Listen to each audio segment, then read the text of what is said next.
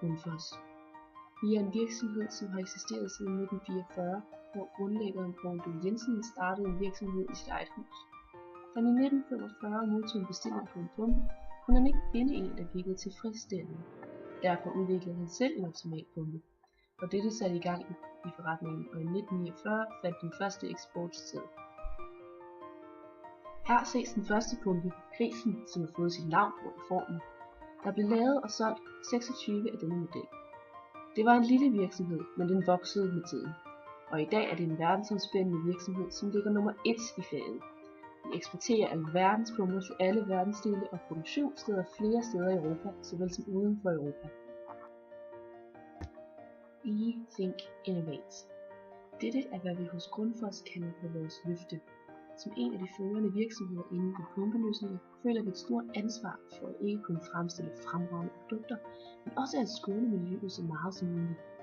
Jeg tror derfor på, at vi med ansvarlighed, fremsynethed og innovative og banebrydende løsninger kan bidrage til, at vi mennesker lever med bæredygtighed og skåner vores miljø.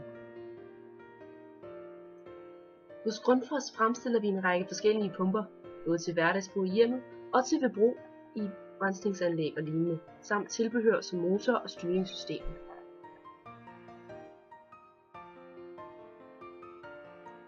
Vores hovedprodukter dækker over cirkulationspumper til varme og aircondition, f.eks. til radiatorer, andre centrifugalpumper til industri, vandforsyning, spildevand og dosering.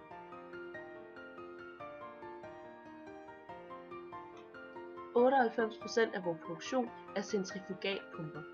En centrifugalpumpe suger vand ind i midten af det, der kaldes en løber. Inde i løberen sidder en række buede skovle, som slynger vandet rundt. Vandmolekylerne slynges ud af løberen for enden i skovlen i kanten af løberen, og vandet kan derefter sendes til det ønskede sted via det system, som pumpen er tilsluttet. En sådan pumpe er især velegnet til store mængder vand.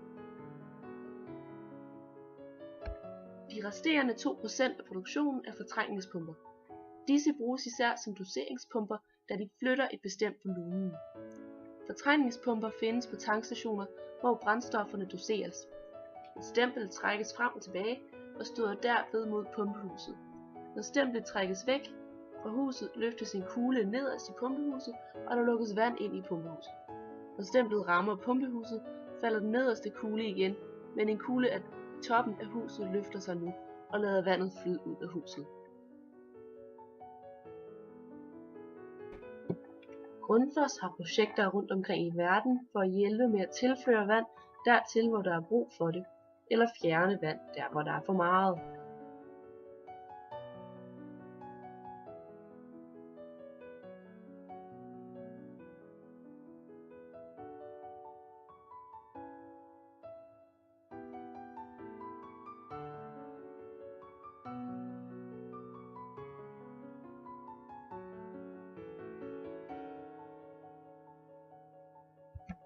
Grundfos sørger også for at opvarme eller afkøle der, hvor der er behov for det.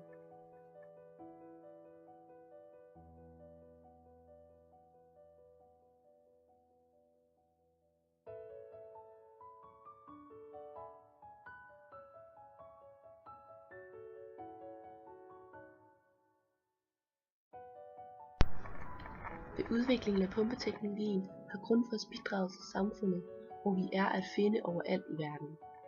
Dele af verden, som tidligere har haft problemer med tilførsel af vand, kan nu let komme til.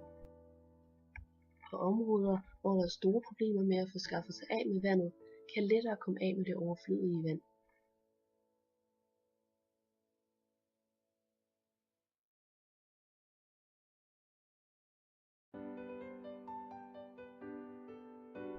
Hvor end du befinder dig i verden, så har vi i løsningen lige meget problemets størrelse.